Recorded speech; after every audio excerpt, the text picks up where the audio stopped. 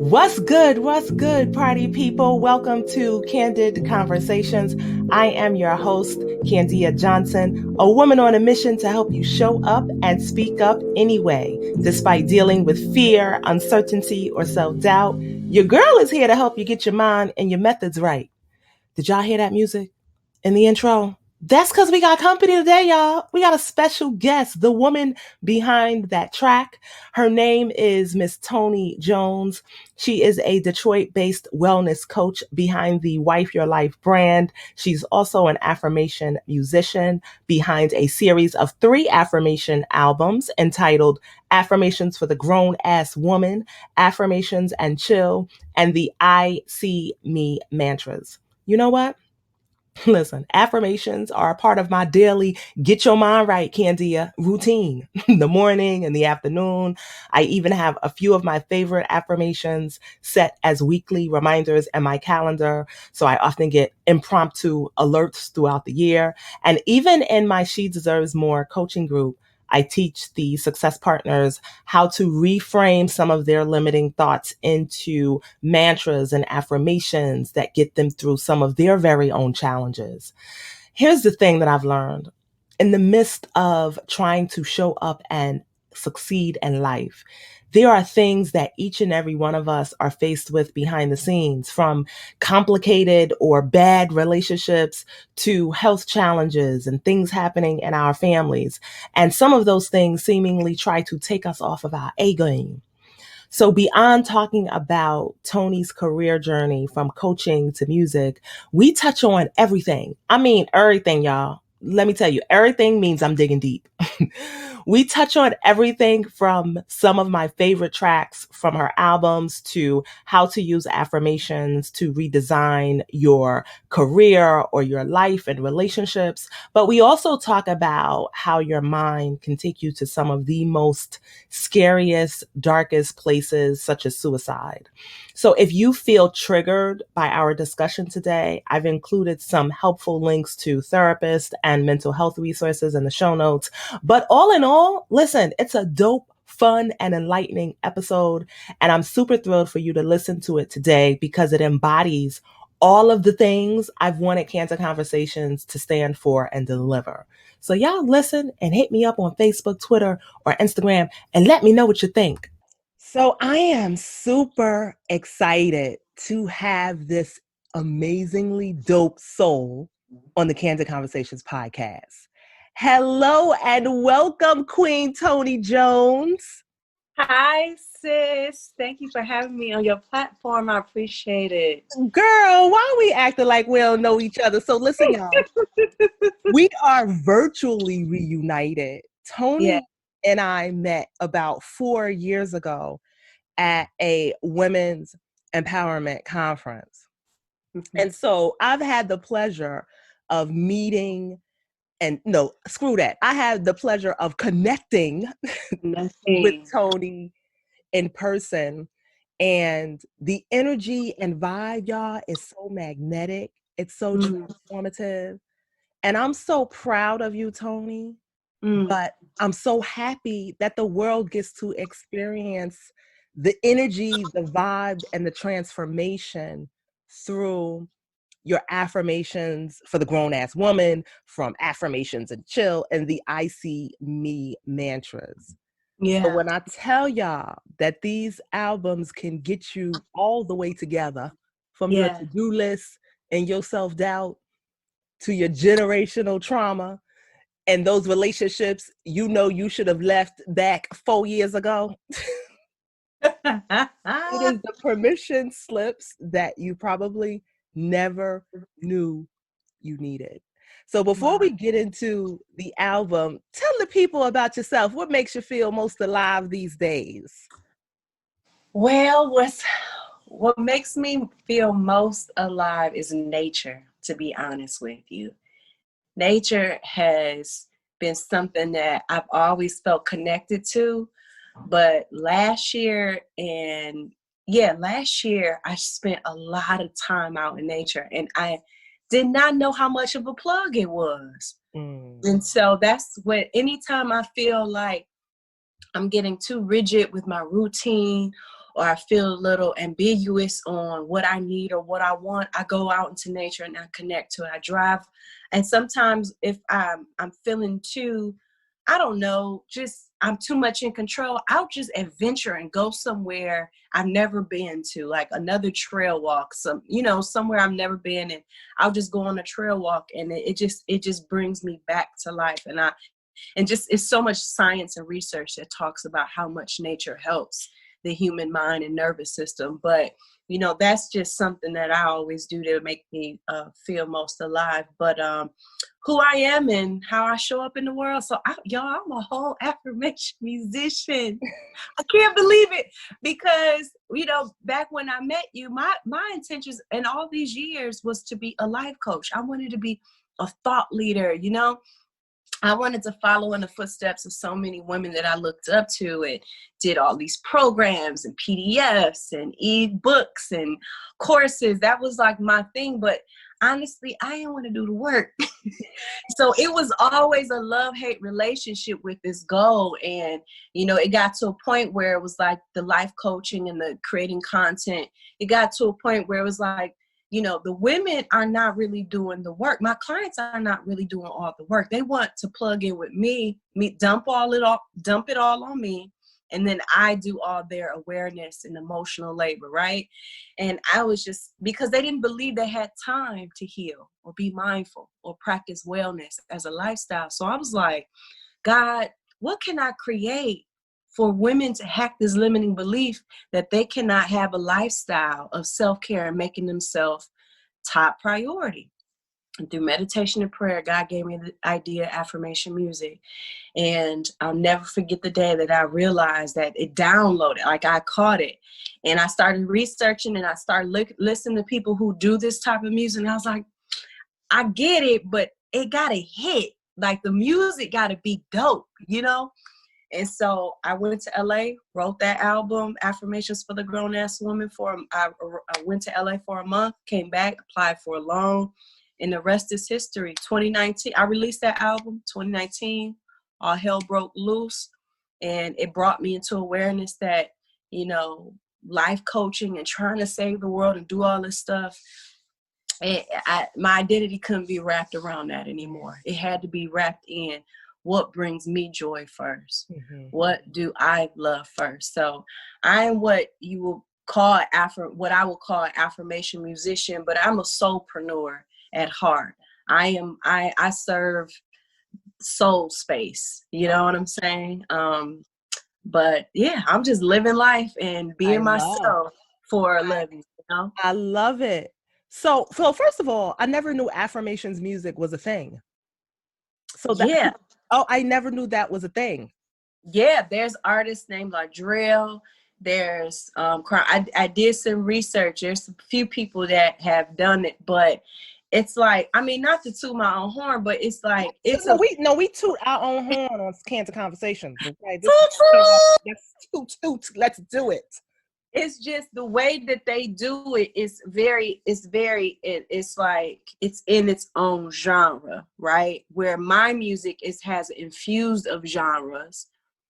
And I wanted to curate the vibe in the way. First of all, my background is psychology, and I'm a whole human nerd, neuroscience nerd. So I know a whole lot about the brain and nervous system. And so when I create this album, I take a lot of that academic and that sophisticated knowledge on how human beings operate into the process of creating songs. So part of my process is making sure the beat is undeniably dope. You know what I'm saying? So I feel like with a lot of artists, they create meaningful content, but the beat just not hitting, And so for me, I wanted both, right. Because that's what I want. I want the music to make me, I want it to be a bop too. So yeah, it's definitely a thing. It's okay. Definitely. So what's funny? Now, real talk. I've always had a love-hate relationship with affirmations, because for me, action is key. So a lot of times I was like, okay, so you're going to tell yourself you're beautiful and then what, right? But what I've learned, the biggest revelation for me, because I do affirmations now every morning, but the biggest shift for me is that my problem was that it just needed to be personal to the self-limiting thoughts and the self-doubt that I myself was experiencing. And I needed to really make sure that they were personal and relatable. So why do you think affirmations are important, and what role should they play in our daily lives? Yeah, that was something that I touched on in I was just featured in Essence about the first week of January. Listen, I was so excited about it so because I she didn't know when tooting it was going to several be released. horns, y'all. She tooting several horns, but we gonna keep Listen, toot toot this toot how toot we toot do. toot. But I touched on that, and I was like, listen, we already do affirmations. We already do it. Think about the limiting beliefs that we have. Think about the things that we say about it's no good man in my city. And that's our reality. That's our experience. Think about the things my body is, just think about the things we keep on repeat every single day. We rehearse and we experience that consistently. So those are affirmations. How we flip the script is actually affirming something that is new for our experience, something that is more aligned with our highest self and our heart's desires. You know what I'm saying? So they work in that regard because they work when we speak negative things and we keep negative loops. We experience constant negative evidence and experience that supports what we say and think. So you just flip the script and say positive things, so and it's more so it's aligned with what you desire, what's your truth. It's not because you see it, it's because it's aligned to a higher truth of what you want to experience. Now, on the scientific level, research has proven that words are vibration. They have a frequency. And when you have a feeling and emotion associated with that, it then amplifies the power of it being actually materialized as a physical experience.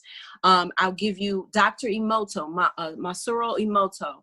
I always say his last name right, but his first name I butcher it. But he has an amazing school in Japan, and he does water studies. And he did a water study where one sample group of people spoke negative things over water. You can Google this. Another sample group spoke positive things over the water. They crystallized the water. They looked at the water under a microscope, and the water that was spoken positive things had positive things spoken over it, crystallized in these beautiful like hexagon shapes, ice crystal, like it was just beautiful. The water that had negative words spoken over it or negative music, it looked like a whole monster. It was just nasty. It looked like a whole virus, just germs. It was disgusting. But he has an amazing amount of research. Outside of his research, is a lot of data too, that as electrical beings, we have frequency, sound. And what I mean by electrical, I'm talking about our nervous system, the way that our communication system works in our body. So I'll try not to be so technical, but I love this nerdy stuff because it brings some type of grounding for our logical, our logical search for what's real, what's wooey and what's real, what's solid.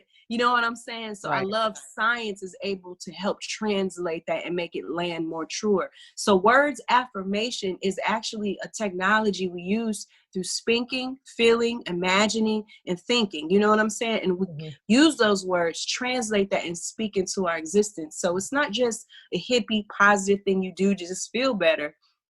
It's part of your whole operation. You know what I'm saying? I love that you clarified that, because that's definitely an aha moment, right? That while we often think affirmation is the positive, when we sit around and talk negatively about ourselves, we're affirming that as well. Like that's actually moving, probably action or inaction as well. So what's your favorite affirmation that you say to yourself often? Oh, I definitely say Well, I'm sure you have like a gazillion of them. I mean, oh, I do, but one for sure that I say all the time is I create a life I love, a life I enjoy, a life that I am proud of. And from this place, other people find beneficial value from to do the same. And the reason why that's my favorite is because as a natural giver, I have most of my adulthood managed my life in a way of making other people feel good about my life. And so for me, everything that I do now is about how I feel. You know what I'm saying? So it's like everything that I do is inspired because it feels good to me first. It's important for my life to feel good. It's important for my life to be enjoyed by me. It's important for me to have pride about my life. And however other people take that, that's their business. But from them seeing me make that my priority, my top priority, they're inspired to do the same. And just to watch people be more impacted by that, more than the years that I've tried to help and tried to do these things to launch this and get their attention. Like when I made myself genuinely first, not be a fan of it, the concept and belief of it, but really embody self-love in a real practice, you know what I'm saying? Embodiment. I start seeing people be inspired to do the same. So that's my favorite affirmation because it grounds me to say, okay, don't just say yes to that. Don't just do this because it makes them happy. Does it feel good to you? Do you have brain space to accommodate them? It keeps me grounded to always put myself first, no matter what, you know? Right, right. And that's what I love. So I want to talk about a few of my favorite affirmations from the album. So Yeah. worth ethic. Okay.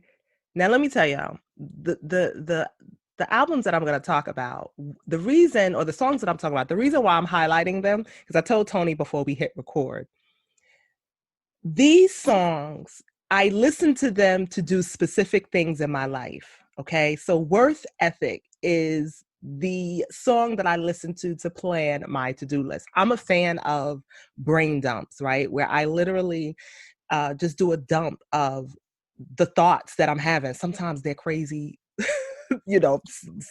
plagued with self-doubt, self-limiting beliefs, insecurities, all those things. Sometimes they relate to something that I'm trying to do in my business or I'm trying to do in my life. And I feel like when I get it on paper, I can control it better. So when I'm listening to worth ethic, what I love about it is it really does come from a place of Candia, put you first, right? It comes from some of the things, it's almost like a permission slip to ask for help. It's a permission slip. You talk about your week. What is it? You say something like your weekends shouldn't be a retreat from the weekday. Yeah. So that's a reminder to include some things that really, really feel good to me. It doesn't have to always be work related, right? Yeah. So And where did that come you from? don't have to wait. You don't have to wait till the weekend to enjoy your life, Right. to incorporate pleasure and relaxation. And I have to also acknowledge that my lifestyle is not everyone's lifestyle. So it's people who are taking care of sickly loved ones. There's people who are dependent on them for 24/7. It's everybody has a range of lifestyle responsibilities and obligations. That this music is a way for you to create space for yourself, to create awareness, have the space to have the awareness of what does it look like you to put yourself first. Where are the time opportunities in your life to where you can tend to yourself? And if you don't have those time opportunities, you see your whole schedule full with a whole bunch of then it's time to scale it on back.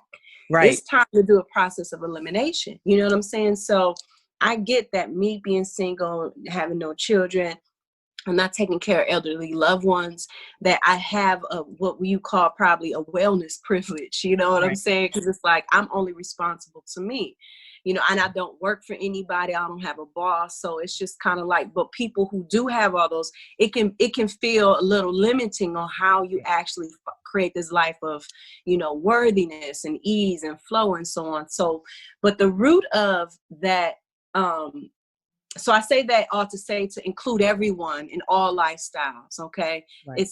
You're to create a life that you are to create the space to become aware of what a lifestyle of ease and flow looks like for you, because it's not going to look like how mine look, because I have different responsibilities and time opportunities. But the brainchild behind that song really came from like the clients, my peers. Detroit has a strong female entrepreneurship, and I saw them burning out for their dreams. I saw but they were getting so much results from it, money, articles. And I was just like, man, if that's how you got to do it, I may not want it, and I'm just like, and then I knew some of those people closely. And even within myself, that a lot of times when I would get into working hard or over functioning for a goal, it was because of my own sense of unworthiness, and that's not because it was self-generated, but our education system, our capitalistic society teaches us that you're not worth anything unless you're producing. Right. And we have Black women in particular have a very traumatic not legacy, but history or narrative with that concept, because we labored for this country without, you know what I'm saying, Right. compensation. So however much cotton we got, that's when we would get, good job or a glass of water, or we got opportunities to be in the house. You know what I'm saying? It's just Right. like, you see what I'm saying? So it's Yeah. like Black women have this kind of ingrained genetic condition of, I gotta work, I gotta be strong, I gotta get it done, because that's what our ancestors had to do to survive. But we know, so we have to get out of survival mode, because that's going to compromise our health and well-being. So for me, I was inspired by a lot of the women who were still in that slave mentality, that performance-based acceptance that's rooted in unworthiness. And I was like, well, what if we work from a place of worthiness, that I am enough? I only sent 5 emails out today, and I went out for a walk. I came back to work on more of my goals, or I took a break for 2 days off all technology. I'm still worthy. Goals are still getting accomplished. God is still working in my favor. You see what I'm saying? Right. So the brainchild behind work ethic was really to root what you do and how you do in a sense of worthiness, not unworthiness, or I got to do it all, or nothing gets done, Yeah, I love that, because some of the hardest work that I've had to do over the last, I would say 2 years, is to stop tying my worth to my productivity. It's the hardest work that I continue to do. Right. And so, Absolutely. I think what I want women to understand is it's just not an overnight process. And it definitely, I would say, takes a village, right? So I have a whole routine around keeping Candia's mind away from thinking her worth is tied to her productivity. Yeah. From the affirmations, I'm big on aromatherapy. I'm big on mindful eating. I have a therapist. I have a coach. Like, it's a whole team behind trying to keep Candia's mind in the right space, right? And so that's love right there. Yeah. And so that's what I loved about worth ethic, because it is a reminder to not tie your worth to your productivity. And I can say too, to touch on something that you talked about with, your lifestyle being different. Like, I am a caretaker, right? And so it has helped me, because sometimes I'm in between, my weeks are filled with doctor's appointments and things of that sort. So on Sunday, if I'm doing a brain dump, and listening to worth ethic, because at one point you're like, RIP anxiety, right? So I'm looking like, how am I gonna get rid of this anxiousness here, here, and here? I ain't got to do this. I ain't got to do that. I ain't got to do this. Or I can put this first. And so it's, that song is just so incredible. And that, again, I think it's just like the perfect companion to really put you first and to really sit down and reflect. And number one, turn your thoughts into thoughts that could better serve you and actions that could better serve you. Yeah, absolutely. So my next favorite, healing in my heels, child. So I like to listen to Healing in My Heels, right? Mm-hmm. To me, for one, I think it speaks to one of the themes of the Candid Conversations podcast, to speak up and show up anyway. Like, you could be healing and still put in attempts to heal other people, right? We think we always have to be perfect to show up. And I feel like We don't take action sometimes on our dreams because we want to be perfect or fully healed before we take that action. So healing of my heels is definitely like, no, let me get my mind right and walk into this workshop and kill it anyway, right? Let me walk Yeah. into this client pitch meeting. I'm still healing. It's okay. And I'm going to walk in here and I'm going to show up anyway. So what, Yes. speaking of permission slips, to do this album, I mean, I didn't know affirmations and music was a thing, but to make this whole transition or next level up in your life, what permission slips did you have to give yourself?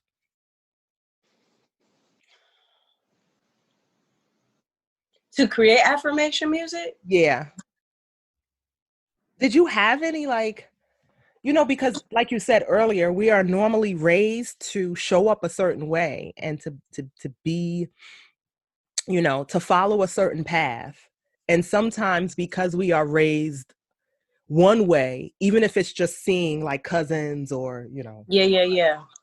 right? Yeah, well, one of the things that has always been a part of me since I was a child. Well, first of all, you see this birthmark on my eye. I have a birthmark that's like the shape of a Africa or a heart on my eye, and so I've always had this consciousness that I'm different. And so when, as a very young child, I had to adapt to that. You know what I'm saying? Because, children can be cruel just because you're different. And so for me, it was like I went full throttle in expressing my difference. So if everybody was wearing orange, I was going to wear blue. If everybody thought this was cool, I was going to do something else. I've always had this consciousness of, I do not want to be a part of the group thing, the popular thing, like everyone's, because I feel like if everybody's doing it, there got to be something to it. Like, I don't know. It was just that thing. So, and then for me, I was always innovative. I think last year was my full ownership of that. I am a trailblazer. I've been doing it since I was a child. My mom laughs all the time and like, remember when you did this? And then a year later, it was everywhere and everybody was doing, remember when you wore this? And then like 3 months later, remember when you did this type of style of open house and it was no decorations, but you made it work. And then a year later, those decorations were everywhere. So I've always had this thing of being a trendsetter, a trailblazer. So it was like, for me, it was like, okay, this is who I am. You know what I'm saying? So it was like, for me, it got to a point where I'm doing all of this coaching. Everybody's coaching. I'm doing all of these PDFs. I don't like creating all of this wordy content. It's not me. I support and I admire people who can. I was like, but that's not me. Like, I want to make it, I like things easy. I do. It doesn't mean that I'm not a diligent worker, but I just always feel like there's another way to do this. Right. And so for me, it's like, if I want my wellness and my healing practice to be easy, why am I gonna make it hard for everybody else? I'm not reading all of these books. I'm not doing all these PDFs. I'm not doing I'm not doing that. So why would I create? So my permission slip was to look at who I am and be that. Instead of trying to do all the how-tos the world told me to do to be successful as a thought leader, a life coach, a content creator. It was like, if I was to create my own innovative way of being myself to share this message, what would that be? And I went before God in prayer and meditation, and I just received the idea. So, essentially what I'm saying is that the permission was to just look at within, look at myself. I gave myself permission to say, who am I? Who do I want to be? Right. How do I want to show up? And how do I want to share that, I think too, what I'm hearing is something I firmly believe in. You touched on it in one of your songs. It's just to always be open to unlearning too, right? So you're like, listen, I can't get this message through to y'all with no PDF documents. This ain't me. I got to unlearn this. And I think it's an invitations to maybe. You talk about, is that from Affirmations and Chill? I think it's from Affirmations and Chill. Yes. An invitation to maybe. Within the first few seconds, I heard the word unlearn, and I was like, here for it, because I try to be in a constant state of unlearning, because I do think, with social media and everyone shelling out advice on the best way to, achieve a certain goal or do a certain task, you can sometimes get caught up in thinking you Yeah, have to create ebooks and guides and all those sorts of things, instead of choosing the way that fits who you are you are. Whew. as a person. Yes, sis. And I thank you for also kind of like validating some of the things that I often think sometimes, that I often, think a lot about sometimes. And it's simply that clarity unfolds. Give yourself permission to do the unfolding. It Yes. doesn't sit right with you. Give Yes. yourself permission to go a different way. Mm-hmm. Mm-hmm. Absolutely. So now let's get to womaning and silence. That's another Yes. favorite. I Yes. think that's from IC Mantras. I Yep. think that's from I IC. see me. Yeah. So y'all, that's the permission slip for me to create more moments to pause and to Mm. not feel like, I think for me, sometimes I feel guilty a lot about not wanting to be plugged in on social media at times, just needing kind of time and space away to refill my cup. Have you ever felt that way? Mhm. All the time. All the time. I mean, Monday and Tuesday. Shoot.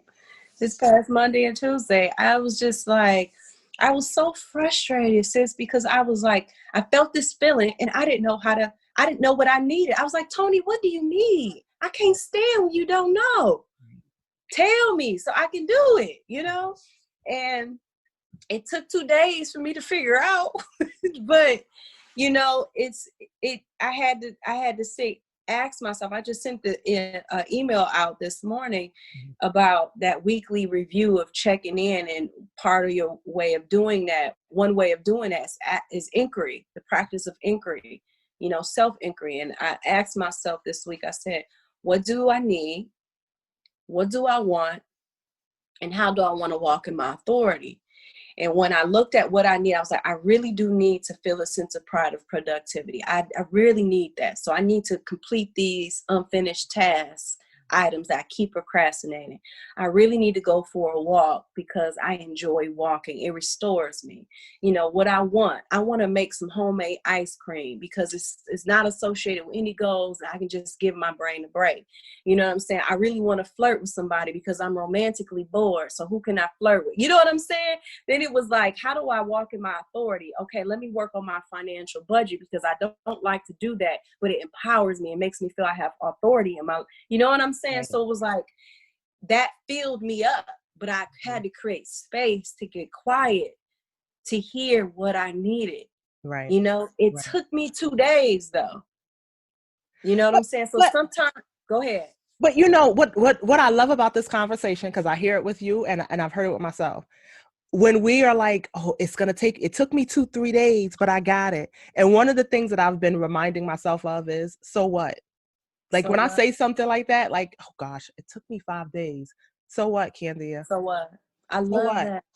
And So and what? and and I say that because when we put a period after it took me 5 days, there's still a hint of Mm, blame or shame there. There's still a hint of blame or shame that it took you too long to do a certain thing. And wow. so I've I learned received that. I've had to listen. I'm a work in progress, child.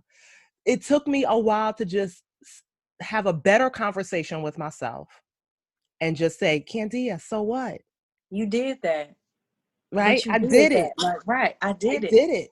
It's And done. so and the womaning and silence, the first thing I love that you said is, I have the right to remain silent. Like that was my whoo, yes, Jesus mode, Yes. right? Because we do feel like, as women especially, that we always have to have the answer immediately. Mm-hmm. Or we feel like there's a limit, a kind of time that we should work within to have a certain answer. Mm-hmm. And I do feel like, this digital world and people being constantly plugged in, that if we don't have the answer right away, we assume to fulfill our immediate need to know. and you know where Yeah. assumptions take us down a rabbit hole.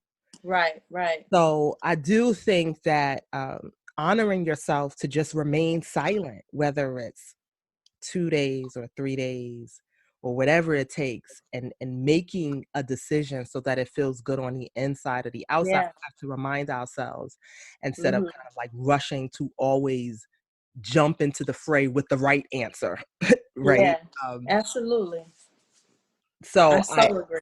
yeah, so I can't tell you enough how thankful I am for you just for that piece, because again, it was another way to say, okay, Candia, you can be silent for a while. Hmm. If you need to be Hmm. silent once a week, then go ahead and be silent once a week, right? Yes. So Yeah. when you think about though where we are in the world, just like with the pandemic, the social like unrest, what Mhm. are what's an affirmation or something that we could do to create? How would you recommend somebody create a affirmation for themselves? I would say create from a place of as though you are the only media outlet. Mm, Like if headline news, if every television programming was focused on you, what would that look? What would it be about? What would they talk about? What would be the headline news? What would be the story? Speak that. mm, If I'm talking about every television program was about you, what would you want it to be? Speak that. You know what I'm saying? And and make sure you speak from more like a place of who you are, not just this aspirational being of that lives in one day world. One day I'll be this. No, who you are. You know, because it's so important to not look at the world as content to create. You mm, know what I'm saying? Like you don't have to create from that space. You can create from your own inside place of what you want to see in your life experience, mm, what you want to see out, and how that comes out into the world. You know, and how other people in your world can experience that as well. If it's peace, what does peace look like? Start mm, speaking that out. You mm, know what I'm saying? Because like for me, one of my affirmations is I have amazing, loving, most divine aligned relationships with white people. They treat me with the utmost respect. They understand their privilege. They use that privilege for not only their good, but for my good and the people that I love's good. You know what I'm saying? And guess what? That's my experience right, because I claim that. I say that. I deserve that. I did that. You know what I'm saying? right. I don't allow oppressive language, a consciousness of separation, consciousness of oppression to be in my quantum field because this is my life. Right. I need to state and declare how it's going to be lived and experienced. And I love that. And it's so empowering to own that ability because there's so much we can't control outside of us. And Mhm, so I always say, listen, I know for me, I only got space for the things, I only have energetic space for the things that I can't control in my life. I don't have space, energetic space for the things that I can't control that's outside of my life. mm. So for me, I encourage everyone to take that approach to affirmation. Start speaking what you want to experience, how you want to feel, how you want to embody your day in your life, you know? I abso-freaking-lutely love that. So right before this podcast, I was conducting a workshop on leading during uncertainty. And one of the things that we talked about is when it comes to making a decision, it simply comes down to whether it's a tough decision or an easy decision. It Mhm. simply comes down to what's within your control, what's out of your control. You have to Yeah. just get present to Yep. figure out what's within your control. A lot of the times we get so busy in what ifs, right? What if this Mhm. happens? What if this happens? What if this Mhm. happens? And I've talked about this on this podcast before. You have to be present so you can transform your what ifs into what to do now. Anytime Mhm. I'm suffering in what if syndrome, I say, all right, Candy, get your mind right. What can you do Yeah. right now? What What's can you the do next right best thing that you could do right now? Tomorrow don't matter. Yesterday don't matter. So Yeah. And see, the thing is that we don't have, I always say this, then I'll say it for until it changes. We don't have a K through 12 education system that teaches us about energy and how energy works. If we understand how energy works, we would turn off a lot of stuff. We would cut out a lot of stuff because the content that we consume, it's just like whatever food you eat. Your body organizes that information and does what it's supposed to do. And when it doesn't understand it, it ends up crystallizing in your body in some type of way that's not always healthy. So when we are consuming certain type of content visually, audio, like conversations we engage visually, you know what I'm saying? Our brain, our nervous system is organizing all of that stuff in a way. And if it's not healthy, it's not nutritional, ends up crystallizing in our lives where we may lose our wallet. We may be easily triggered, and just all this stuff just starts popping up. You're like, why is my day like? It's because you are taking in energy. You see what I'm saying? So I it's so see. important. It's so important for us to be curious about how our energetic existence works, so we can maintain that peace, that equilibrium. And we're human. Right. We have days where we're out of balance, but we're also spirit. We're also conscious beings. And so we're able to make a choice to say, okay, let me get present with my life.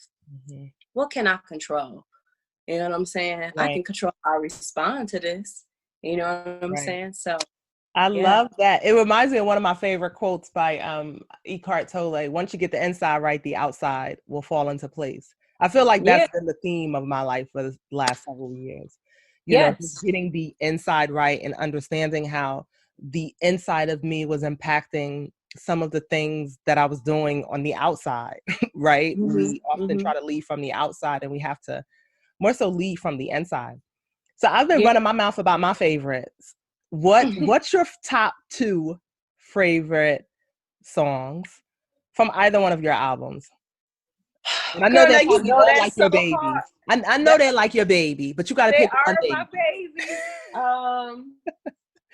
I have to say, I love Affirmations for the Grown-Ass Woman. I love Affirmations and Chill, but I created that for everybody.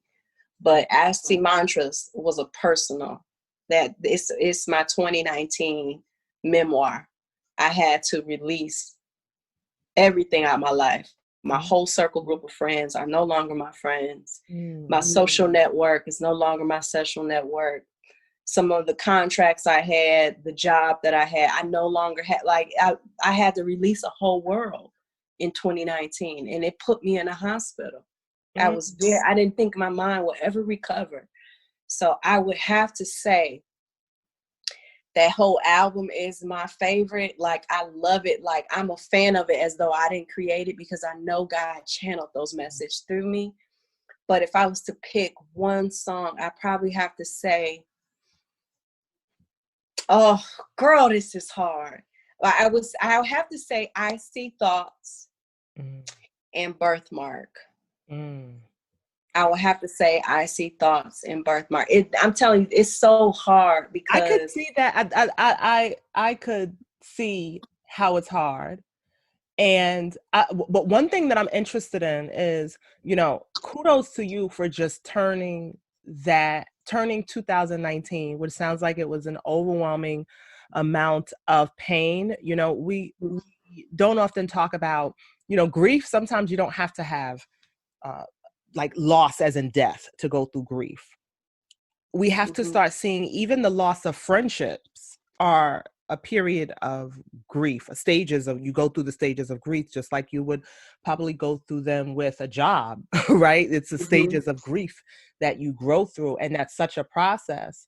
But how did you get to the point where you turned that amount of pain into something so purposeful and beautiful? Was this just for you? Like, how did you get to that mindset? Like, because we're only in 2021. And I know this happened in 2019, and you've just turned it into something so beautiful, so transformative, I should say. for women around the world, because I lovingly stalk you on the gram or Facebook. And so I know people is listening in Indonesia and all these different sorts of places, right? And so Yeah. now you got your tribe. We healing right along with you. But what made you say, okay, it's time to, or I'm ready? Like, I mean, if I was to be completely transparent, I won't even say transparent. I'll be vulnerable with you. And I told God, well, God told me I will tell my full story on when I get the global mic, but I tell my story here and there. But I will say this: when you give up on yourself, like it's a quote that goes around Instagram that says, "I'm so glad that I didn't give up on myself." And I say, I'm glad I did give up on myself. I attempted suicide in the month of August of 2019, and I should have been successful, and I was hospitalized, and it was the worst experience I've ever experienced. No one who's going through mental health challenges to ever be hospitalized and experience the things you end up worse. Right. And I didn't think I was going to get my mind back. I felt my mind split. I watched myself go. So when you get to that place, the darkest place, and you get out, nothing is the same. You watch everybody who was around you that said they loved you, didn't know what the heck to do, because you were the one that was the strong one. You were the one that was the sage and had all the wisdom. And you watch everybody operate from ego. No one was skilled. So you had to turn to who? God, something bigger than you. So my pain brought me to my knees. And so for me, it was God that helped me restore myself little by little, baby step by baby step. Because I am telling you, it was hell once I got out that hospital. I did not want to live. I craved being out of my body. Like, I just did not want to be here. Nothing about the world was appealing. I hated everything. I was disassociated, disenchanted with existence. And this was even after you got out the hospital? Wow. This is even after I got out the hospital, because I had to play a game to get out. And when you already gave up on life and have to muster up something to play a game to get out, that's just a whole nother level of trauma, And so, you still there? Yep. Okay. So for me, it was hitting rock bottom. Does rock bottom require to create something transformation? Maybe not. But I know for me, pain has always been a portal for opportunity. You know what I'm saying? Trauma, I feel like I have the gift of alchemy, to where I can take the worst of the worst situations and alchemize it into something that's not only good for me, but good for others. And so I think everybody has that opportunity based on how they choose. And so Kendi, I feel like it was just giving up on life, right. And then trusting the process of falling in love again. I'm like, I'm here. It didn't work. So let me see what I can do. Right. Let me see what I look like. Who am I if I didn't have one customer? Like, what do I do now? None of this, everything that I wanted to be and I wanted and what I worked hard is all gone. So what else is here that can bring me joy? So it was little steps, little things I had to do. Finding who were my allies. You know what I'm saying? Who were skilled in love, consciousness, who wasn't intimidated by frailty. But I mean, I could keep going on and on and on. But I really want to just share with you and your audience is that no matter what your situation is, there is an opportunity, a portal, a whole nother beautiful world on the other side. And you may find yourself being someone you never knew you could be. You know what I'm saying? Right. It's just like always having that beginner's heart of like, I don't know what's happening, but I'm open to more. I'm open to receiving more. And I don't know it all, And so that led me to create all of that stuff into an actual album. And I was like, I want this album to be something that is my balm, my medicine. And I decided to share it with everyone, you know. Well, first of all, I appreciate you so much for doing this podcast, but I just really want to, words cannot describe how thankful and appreciative that I am that you would share that specific part of your story. Because for me, I do believe in our community, I'm talking about specifically within the Black community, that we don't talk about suicide specifically a lot. We don't, mental illness and things of that sort is one thing, and then there's suicide. And I do wish that we had, and it's, let me say this, we're making strides, because there are a lot of people I could even think, in the celebrity realm, in the influencer realm, who talk about it. Tamar, Taraji P. Henson, right. And so, but look, I know you, so it even feels even better, right? Because I can say, my girl Toni, you gotta listen to her. She was in that same story. So I appreciate it, because one of the things that I know is that stories have healing power. Stories have healing power. And when one woman shares her story, it heals thousands and thousands of women. Yes. And if not millions. If not millions, right? Because you got them people all over. If not millions. And so I want to thank you, because I truly believe, just hearing you and just being able now to share that I know someone who went through that, and here she is, and listen to her and be encouraged by her. I think we need to normalize these stories. And so thank you for normalizing it and putting a beautiful picture, both inside and out. To just being open to receiving, a new way, a new route. Like that that's so amazing. I will say this, I was committed to heal. I was committed to heal. It was so much pain that I knew I could become very, very ugly. And I was like, I've always had a commitment that I wanted to protect that pure heart, that childlikeness in me. And I was like, and I saw other women in my life make other choices that are just as, good women. But the pain was so much to just, so I was just, I don't have no choice but to heal. And I also want to say this, another thing we have to normalize is, and for women out here and your listeners who practice spirituality can feel very violent when you're out of alignment. It can you can experience rejection, abandonment. You can experience your triggers, that remind you of traumas that happened from long ago. You can be feeling pain that they don't even belong to you. It belongs to your great-great-grandmother, but spirituality and a spiritual growth can feel like it's pushing all that stuff to the top to give you the opportunity to heal what your ancestors could not heal. And we have to normalize that spiritual growth can influence our mental health.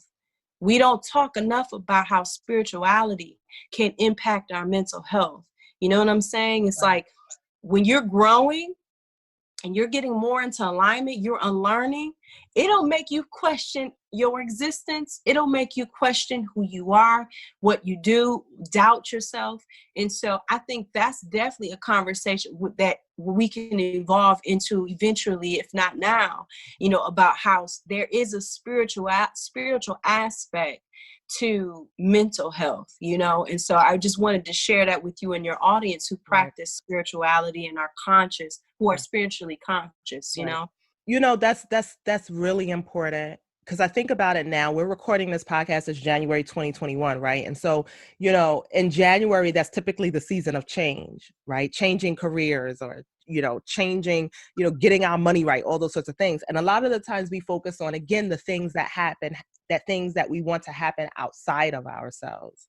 And so spirituality is also huge for me. And I had to, have a come to Jesus moment with ways to help me internally change. And spirituality was definitely part of it. And so thank you for that again, because I feel like, for the most part of my life, when I wanted to change, I thought about what type of class I needed to take on the outside, what type of course I needed to take on the outside. What did I need to buy, like a house or a car, to help me feel good about the change, right? So I've always thought about these things on the outside, not realizing that I needed to do a lot more of the internal work.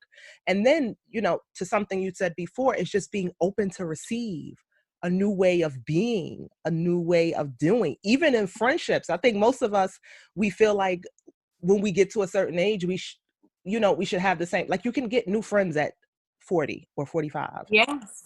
Yes. Right? It's okay to say, okay, you know what? I need me some new friends, even in your late 30s or your late 40s, because you now understand that who you're trying to be, the friends that you have at the moment do not align with that vision you have for yourself. Give yourself permission to get out and meet new friends. Absolutely. I completely agree. It's a beautiful thing. It's a beautiful thing too. And sometimes the new friendships are people who have been in your life, but you haven't really built. Right. But now that you're in alignment, it's just like you're magnetizing Right. those people into your life more. So Right. it's a refreshing thing when you can experience yourself with other people. It's like, oh my gosh, I feel like I'm experiencing my own self-love with other people. It's a beautiful thing, and it's worth everything that you have to release and say goodbye to. That's life. Right. Everything has a season, right? Right. Very true. So I'm glad that you mentioned that. This is the last question, y'all. Yeah. And on a fun note, we're going to end on F boys are the tools of enlightenment. Auntie. Let me say this. That is such a fun song for many different reasons, but the beat is a bop. Like I literally be like, y'all can't see me, but I literally be bopping y'all like I'm in a video. So tell me, was that F boys are the tools of enlightenment?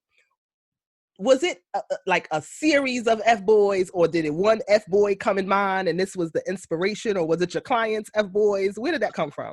His name is Thomas. Thomas Lane on the street. I love it. We don't put Thomas out there. We call this conscious pettiness. That's what we call this. Thomas. Thank you for enlightening Thomas, my girl. Yes. He taught me so much unintentionally. It wasn't like he was trying to help me grow. It wasn't like but we started dating. I think we met in 2015, and he became such a cornerstone in my enlightenment.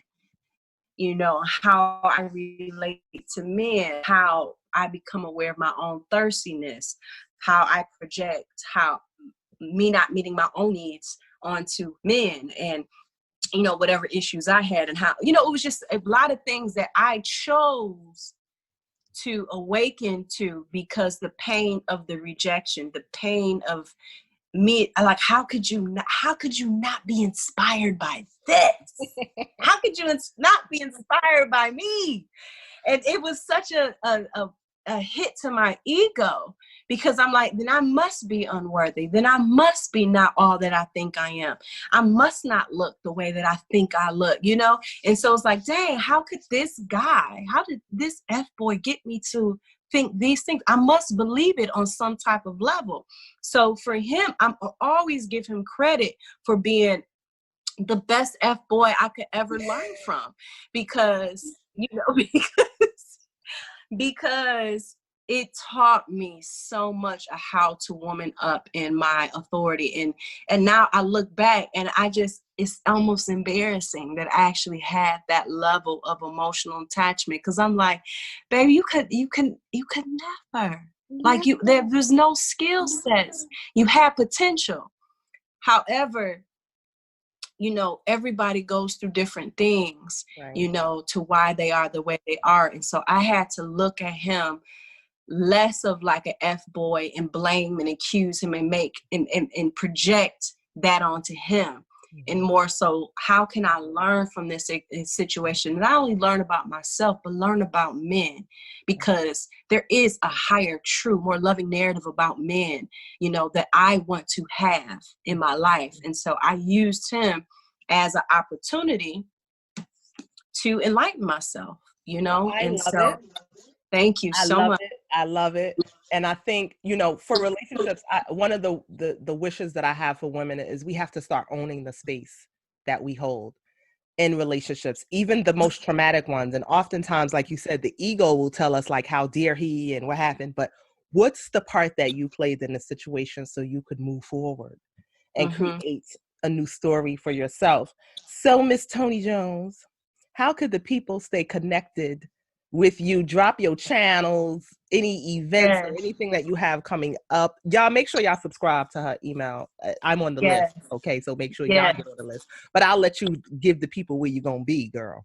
Yeah. So my brand Wife Comma is transitioning to Wife Your Life. Okay. So I will be launching that very soon by the first week of February. So stay tuned with that.